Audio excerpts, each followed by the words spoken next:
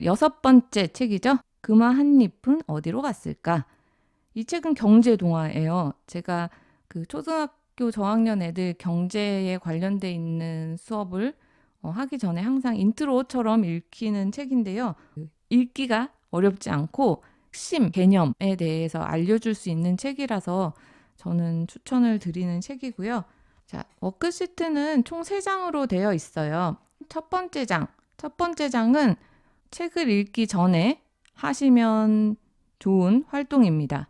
앞에서도 많이 말씀을 드렸지만 독서 전에 하는 독전 질문은 아이가 책의 목적을 갖고 읽게 하기 때문에 집중도를 더 높일 수가 있어요.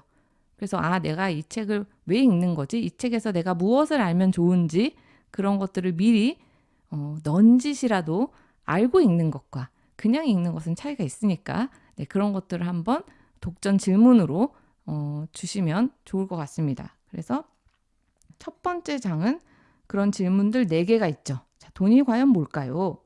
돈은 왜 만들었을까요? 사람들은 돈으로 우린 뭘 할 수 있을까요? 그럼 돈이 없으면 어떻게 될까요? 네, 이런 질문들은 이 책을 읽기 전에 기본이 되는 것이기 때문에 부모의 개입 없이 순수하게 아이의 생각만을 기록하는 것을 추천드립니다. 두 번째 장으로 가시면 서로 바꿀 수 있는 것이 무엇인지에 대한 질문을 던지고 있어요. 내가 가진 것들 중에서 왼쪽의 물건과 바꿀 만한 것은 무엇이 있을까요? 한번 생각해 보는 거예요. 자, 그리고 그 이유는 무엇인가요? 제가 3가지 이미지를 왼쪽에 그려놨잖아요. 500년 전 동전, 내 마음을 잘 알아주는 귀여운 로봇, 값비싼 보석. 500년 전 동전, 자, 이런 것들은 아이에게는 필요 없는 것일 수도 있어요. 꼭 500년 전 동전이라고 해서 값어치가 엄청 나가는 게 아니라고 생각할 수도 있으니 혹시 아이가 500년 전 동전을 내가 가지고 있는 볼펜이랑 바꾼다 이렇게 썼다고 걱정하시면 안 됩니다. 왜냐하면 경제활동이라는 것, 그러니까 무언가 물건을 교환을 하는 것은 그 2가지의 물건의 가치가 같다는 거잖아요. 그런데 그 가치를 판단하는 기준은 사람마다 다를 수 있어요. 예를 들어 햄버거라도 똑같은 햄버거라도 엄청 유명한 셰프가 만든 햄버거는 더 비쌀 수밖에 없어요. 왜 비쌀까를 생각해야 되죠. 그럼 그것의 가치가 무엇이냐 대해서 생각하는 것이 아이들이 가장 처음에 접해야 되는 개념이라고 생각하거든요. 결국 가치가 있는 것, 가치를 매기는 기준이 무엇이냐 그런 것들을 한번 연습할 수 있게 하는 워크시트예요. 그래서 2번째 장에서는 그런 것들을 활동하시면 되고 또 아이가 생각하는 것, 어머니가 생각하는 것, 다른 물건 다 좋아요. 오히려 이건 아이 혼자 하는 것보다 아빠나 엄마가 같이 활동해 주는 것도 좋아요. 왜냐하면 그러면 아이가 엄마는 왜 이걸 500년 전 동전이랑 바꾸려고 그래? 라고 물어볼 거 아니에요. 왜냐하면 자기랑 다르니까 엄마가 가져온 물건이. 그래서 그런 것들을 통해서 서로 이야기를 자연스럽게 나눌 수 있으면 그게 독후 활동이죠. 3번째 장을 잘 보시면 3번째 장은 엄마랑 같이 할 수 있게 해놨어요. 그래서 아이가 가진 것 중에서 가장 소중한 건 무엇이고 엄마가 가진 것 중에 가장 소중한 건 무엇인지 그리고 그것은 얼마에 팔고 싶은지 왜 그렇게 생각하는지 그것의 가치가 어디에 있는지 그것들을 살펴보게 하는 워크시트입니다.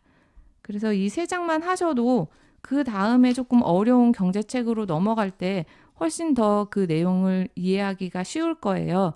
그리고 엄마랑 만약에 이 책을 같이 읽었다면 그 다음에 이제 어려운 책 할 때 어머니께서 우리 그때 그 책에서 이렇게 화폐가 교환이 되고 가치에 따라서 이러이러한 일이 있었잖아 라고 다시 되뇌겨 줄 수 있어요. 그래서 저는 되게 좋다고 생각합니다. 네, 그러면 이 활동으로 아이의 경제 개념을 잡는 데 도움이 되셨으면 좋겠습니다. 자, 7번, 8번 책은 창작 동화예요. 지금까지 앞에서 했던 것과 다르게 글밥이 좀 있습니다. 그래서 취학 전 아이들보다는 저학년 아이들에게 더 추천하는 책이고요. 물론 어머니께서 이 많은 양을 다 읽어주실 수 있으면 괜찮지만 아마 입에 거품이 날 수도 있습니다. 그래서 초등 저학년 친구들에게 더 추천하는 책이고 그래서 목적도 조금씩 달라요. 조금 워크시트 내용을 보시면 어려울 수 있거든요. 18번 책 행복한 늑대 내 맘도 모르면서 이 책은 둘 다 아이들이라면 한 번쯤 겪어봤을 법한 내용이 담겨 있어서 공감대가 훨씬 잘 형성이 될 것 같아요. 그래서 두 책을 골랐고 하나는 늑대 이야기, 하나는 그냥 아이 또래의 그런 주인공이 등장하는 책입니다. 자, 먼저 행복한 늑대를 볼까요? 네, 이 행복한 늑대는 주인공 어린 늑대를 걱정하는 엄마, 그리고 늑대답지 않게 행동하는 것을 수치스러워하는 삼촌이 등장을 해요. 그런 삼촌과 엄마 눈에 이 어린 늑대는 못마땅하게 느껴지죠. 그들이 생각하는 늑대, 이 아이가 어떻게 컸으면 좋겠다라고 생각하는 욕망들이 담겨 있습니다. 그런 것들은 지금의 우리들의 삶과 그닥 다른 것 같지 않아요. 그래서 첫 번째 장 워크시트에는 그런 것들을 한번 파악해 보는 거예요. 페로스 삼촌이 바라는 아기 늑대는 어떤 모습이었을까요? 한번 책 내용을 정리를 해볼 수도 있고 이게 근본적인 갈등의 원인이기 때문에 그 원인을 파악하게 하는 질문이 될 수도 있어요. 그럼 우리 엄마는 나에게 어떤 걸 바라고 있을까? 라고 나의 입장에서도 한번 생각해 볼 수 있는 질문이 같이 들어있죠. 자, 그러면 갈등의 원인에 대해서 파악을 해봤으니 자, 두 번째 장에 위에 설명을 보시면 아기 늑대의 엄마 그리고 삼촌이 아기 늑대가 어떤 아이인지 잘 모르나 봐요. 그럼 우리가 알려주면 되죠. 그리고 우리 엄마에게도 나는 어떤 아이인지 알려주자고요. 삼촌이 아기 늑대의 모습을 있는 그대로 인정하지 않고 삼촌이 바라는 아기 늑대의 모습을 갖고 있기 때문에 결국 갈등이 생기는 거잖아요. 네, 그러면 아기 늑대는 어떤 스타일의 늑대인지 우리가 한번 파악해 보는 것도 도움이 될 것 같아요. 그래서 주인공인 아기 늑대는 어떤 캐릭터인지 캐릭터를 분석할 수 있는 질문이 실려 있고 그와 똑같이 나는 어떤 캐릭터인지 아이 자신에 대해서 생각해 볼 수 있는 질문도 들어 있습니다. 네, 세 번째 장으로 한번 갈까요? 자, 세 번째 장은 어머니가 하는 워크시트입니다. 네. 아이가 보는 앞에서 어머니가 하시는 거예요. 좀 부담이 되시나요? 네. 자, 왜 어머니가 하셔야 되냐? 이 책에서도 삼촌 늑대가 결국은 아기 늑대의 존재를 있는 그대로 받아들이고 그 아기 늑대의 장점이 무엇인지 알아줘요. 그 다음부터는 갈등이 사라지거든요. 그럼 아까 첫 번째 장과 두 번째 장을 통해서 아이가 나는 어떤 사람이야 라고 알려줬으니 어머니는 그럼 아이의 이야기에 반응을 해줘야 되잖아요.